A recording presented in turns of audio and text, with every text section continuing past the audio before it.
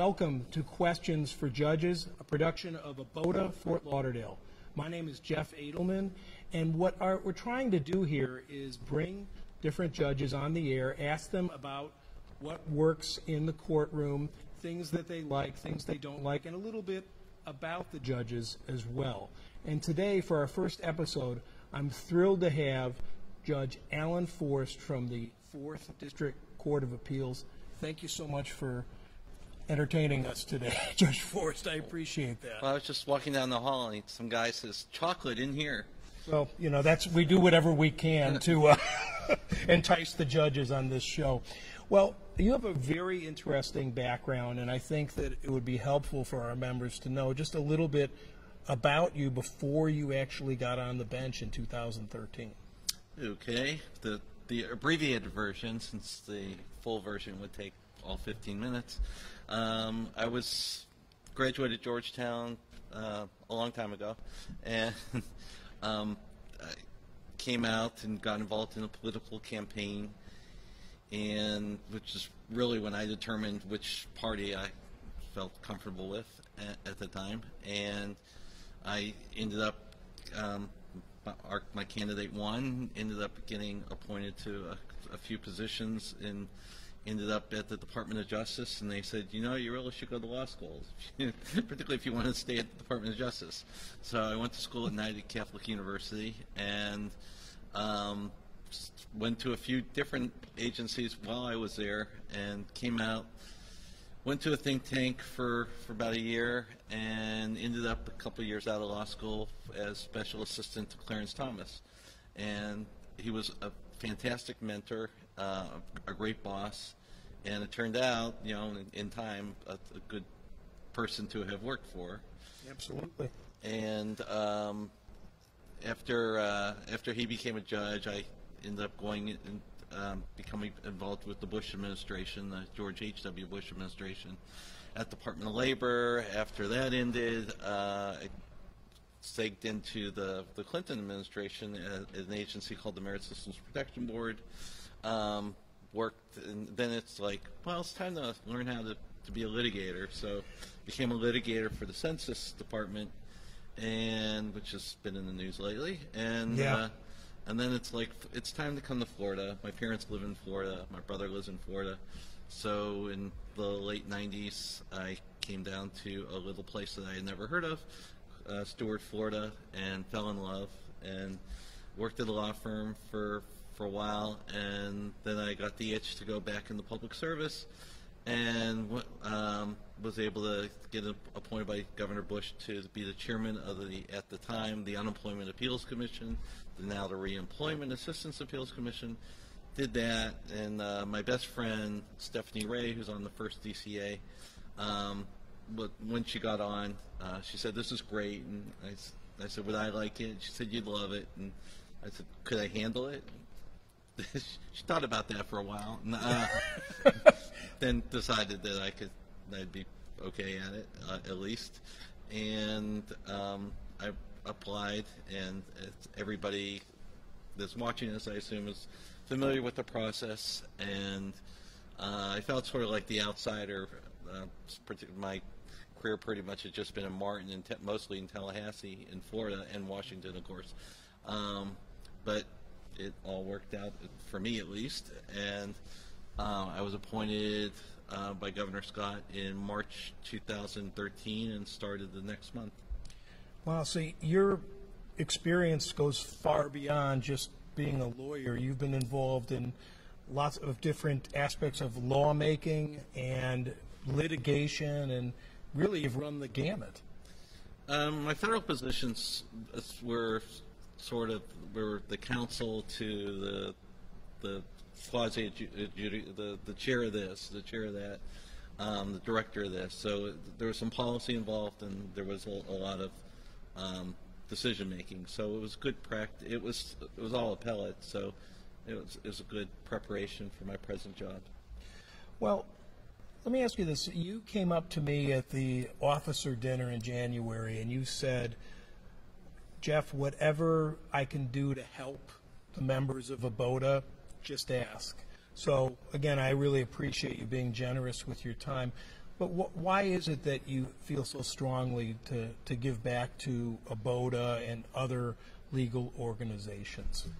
It's twofold. One is I still feel like I'm acquainting myself with the community from which the 4th DCA is involved, which certainly includes Broward and Palm Beach and the 19th Circuit, which is where I was more familiar. The other part is I've always been involved with bar activities as a way. I think it's a great networking. It's a great public service activity. I was the president of the Martin County Bar only about 5 years after I moved here, and then I was chair of the Labor and Employment Law section, and been involved with and continue to be involved. It's just a great way to meet people, and I used to feel like with Labor and Employment Law there would be some just really great attorneys, and I felt, you know, if you get to know them, then you're in a litigation, they're less likely to, you know, do everything, pull out all the dirty swords, and vice versa. And it's a good, I think it's, and that's ABOTA right there. It's all about professionalism and people breaking bread from both sides of the aisle, and as well, I guess all three sides, including the judges. So I feel it's very important. Yeah, professionalism and relationships. I remember at that dinner, John Richards was being honored. I had just litigated a case against him, but we're both ABOTA members, and it was really an honor to see him get Trial Lawyer of the Year at that dinner. So, again, it really is important. Well, what kind of advice would you give someone who's obviously handing an appeal, they're writing a brief that you're going to be reading? What type of things could you tell them would be helpful to you who's reading that brief?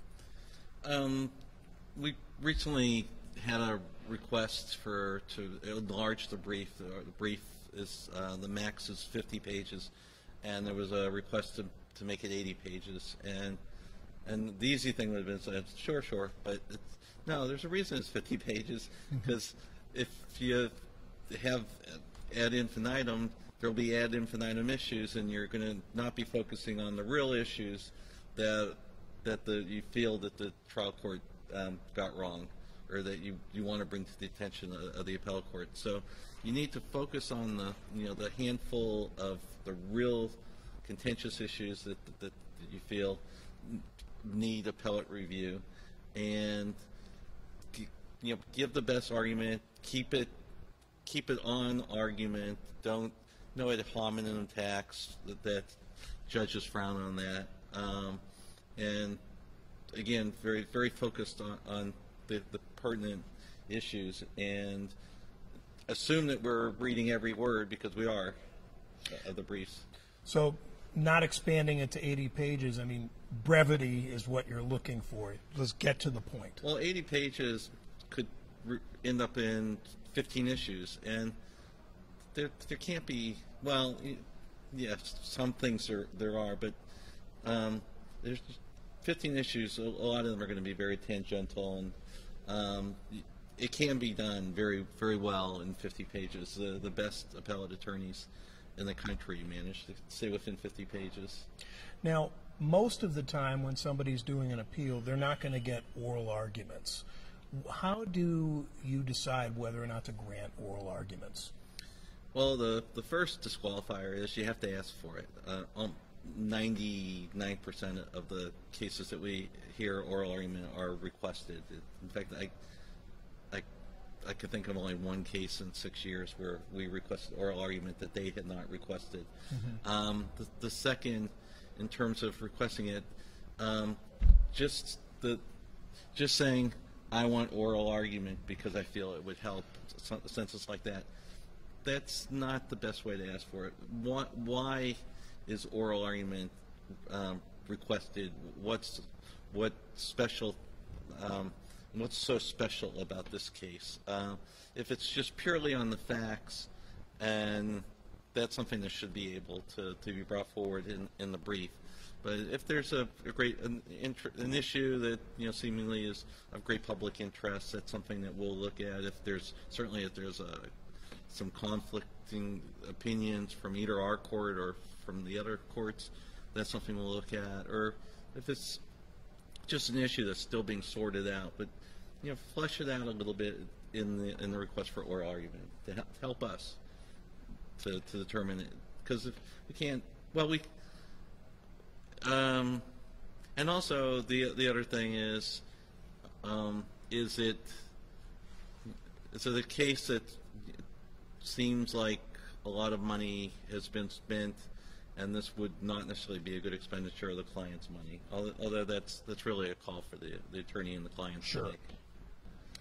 Well, once oral argument is granted, what type of advice would you give to anybody who's presenting to the panel?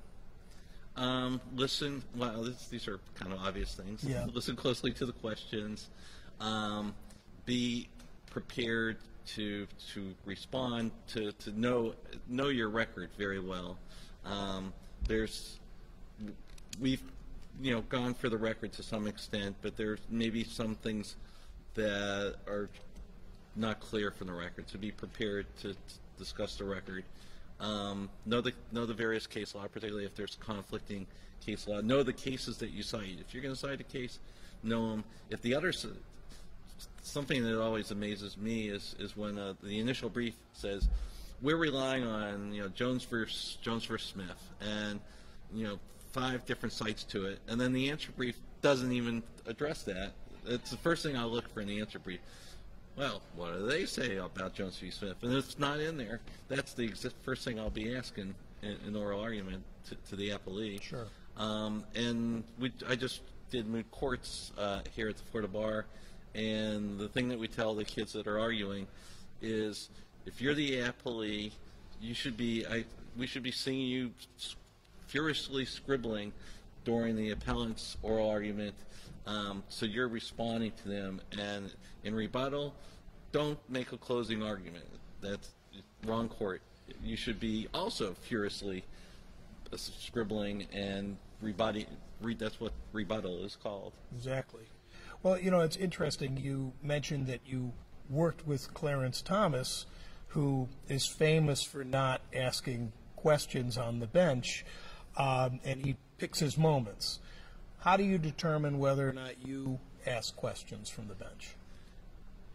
I'll go over the night before. Well, I'll meet with my clerks the day before oral argument, or sometimes a couple days before, and we'll discuss the cases that are assigned to me, the lead judge on, because that's the case that they've been immersed in, and then either the morning of or the night before, I'll sit down and go through. I write notes on everything. I go every case, and I'll go through my notes. And as I'm reading the case, I'll be like, what do they mean by this? Or how are they saying that this case is inapplicable? And then I'll actually type my questions that I'm interested in hearing answered. And then sometimes as the case is going along, I'll try to pick up on something. And then sometimes it seems like, okay, case seems to make sense. So let's see what they have to say and take it from there. And so sometimes it's, as they say, a hot bench. The 3 of us are just asking all kinds of questions, and sometimes I guess the attorneys need to read the bench, and sometimes it's like, okay, I see I have 14 minutes left, but I will sit down. Some of the best arguments I've ever made are when I keep my mouth shut. If things are going the way I want, just keep it shut. So it's possible to grab victory from the jaws of defeat, and it's also possible to grasp defeat from the jaws of victory. Absolutely. And you mentioned that you have clerks, and you have 2 clerks. I actually have 3. 3 clerks, and they're all attorneys, correct? Yep. Okay, so it's good to have kind of a sounding board back away from the bench and everything else, just to kind of run the different ideas by 3 other legal minds. Right. So even for cases that we're just conferencing on without an oral argument, my clerks and I do essentially an oral argument where I'm asking them questions on the bench memo that they've done, and I'm hoping that the other clerks have read the bench memo. In fact, I'm getting new clerks in the next month, and I'll say you're going to be reading everybody's bench memos so that we could all discuss it. It's good preparation. Absolutely. Well, again, I can't thank you enough for your time. I guess before we conclude, Judge Forst, do you have any advice for any young law students out there, young attorneys, about moving forward that are interested in getting involved in appellate law? Well, I guess the best way is the best way is to do moot court and law review in law school, and get involved with various fraternal organizations in law school. Try and get an internship during your law school years with appellate court, and then apply for a clerkship with an appellate court, particularly if that's what you're interested in. Although I guess federal trial courts do a lot of similar work to appellate court, and actually I have 2 law clerks that are leaving me. One just left, and one's about to leave. One's going across the street to a federal magistrate, and the other ended up going to Kansas to work for a federal trial judge. So Florida to Kansas. Yeah, never been. So they certainly love the clerking aspect, and the one that left a year ago, he's clerking in Miami. So, any advice to anybody who is seeking to be a clerk for a judge? Get your applications in early. Make sure you're well credentialed. It's very competitive, and become prepared for the interview. I'm always astounded. I think judges are very unimpressed when it seems like, oh, you're just one of 15 people that they're interviewing with, and they really haven't done any individual prep. They're just there to talk about themselves. It's the judge, to realize. One of the young people that I'm hiring that are starting with me in a little over a month. He came in and started telling me stuff, and it's like, how did you know that? And he said, oh, I was driving down, my girlfriend was reading me from your judicial application. It's like, I like this guy. That's sharp right there. Yeah. Well, again, thank you so much for your time. Thank you to all of you for watching, and stay with us for the next one. My name's Jeff Adelman with Fort Lauderdale, ABOTA. This is Judge Alan Forst.